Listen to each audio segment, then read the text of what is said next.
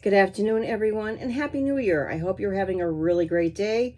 I was out with my cousin today, and we had a nice, lovely hike, New Year's Day hike along the Lackawanna River. So I have four selections for you today. The first one is called Confusion, and this is from the new Bindweed Anthology magazine out of Dublin, Ireland. It's their Winter Wonderland for 2022, and I will put the links at the bottom of the page. Confusion. Stuck in a corner. The mind and the voice will not scream.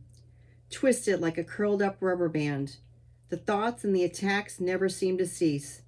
The Dark One tries his hardest to infiltrate my very being, trying to destroy every scrap of a peaceful life, turning and turning in every way to regain sanity, beating my chest for solace.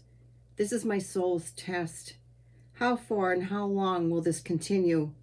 Did I throw in the towel and give up the fight? Never. Giving up means giving into the darkness. Its painful edges remind me to forge ahead. My dearest ones need perseverance for their own peace of mind. Human contemplation recalls that our crosses can be difficult against the darkness of this world. Love is the first ingredient in the relief of suffering. Love, love, and love, for that is why we are created. Forgive, forgive, and forgive again, until your heart finally melts. Believe in yourself, for I believe in the true potential of everyone's soul. Now, the second one is my first children's book. It is with illustrator Andrea Banco and 20 other authors. It's called Creative Gems, Volume 2.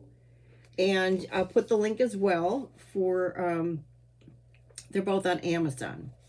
So the first one's called Pumpkin's Autumn Adventure. This is after my muse, our cat Pumpkin. He's very, animated, and he's been several times on my WordPress site.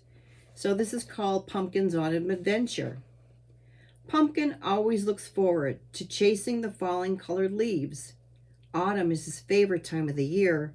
It makes him so happy to gather the leaves in piles and jump right into them, swirling his orange-furred body to and fro, laughing and crunching the leaves in delight while swatting his bushy tail against the grass, lounging back on the blanket of red, yellow, orange, and brown, hearing the wind passing through the leaves and the tree branches above him, staring up in the deep blue sky while basking in the warm sunshine as imaginary cloud figures pass him by.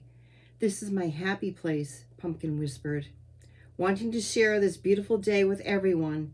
Will you join Pumpkin in his adventures? Just imagine chasing the brightly colored foliage and spending the day having fun. Now, the second one is called Windshield View.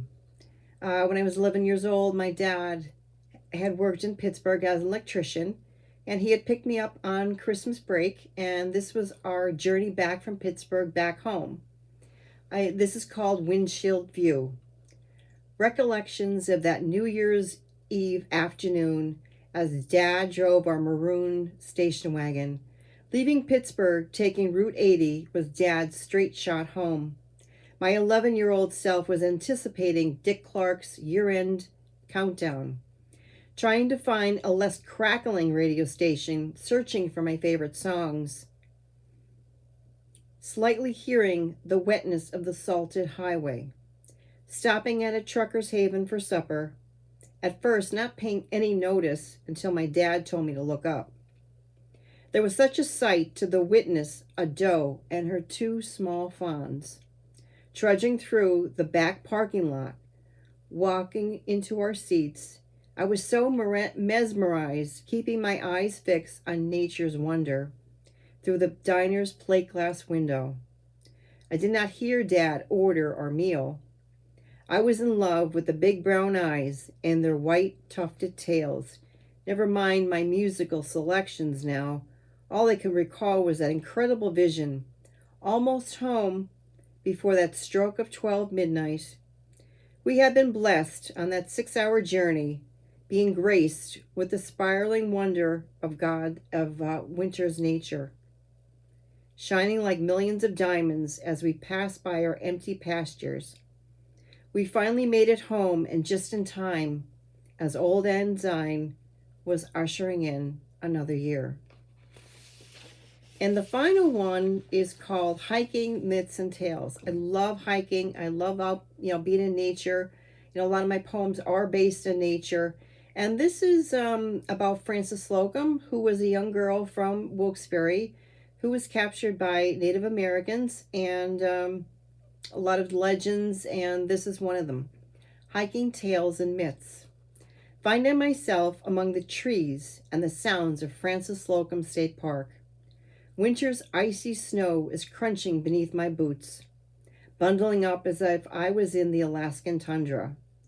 But yet I travel through as a Pennsylvanian howling north wind, hiking the trail that Frances took when she was held captive over 2.5 centuries ago, trying to imagine how she felt away from her family, hiding in that rocky cave above the lake, climbing into that slippery rock formation, hearing nothing but water dripping from the crackling icicles.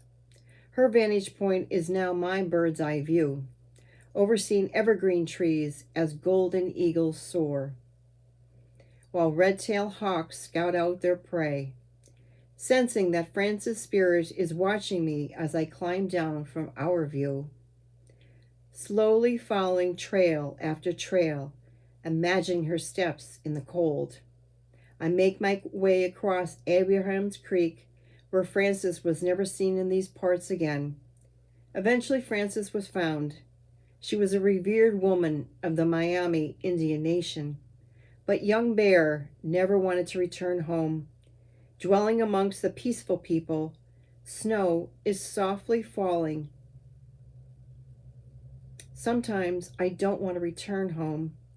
The invitation of winter's peace is just too enticing. Thank you very much. Have a good evening.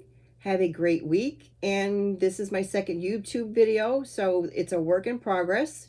I plan to have more poetry, maybe some interviews, and have a great week. Take care.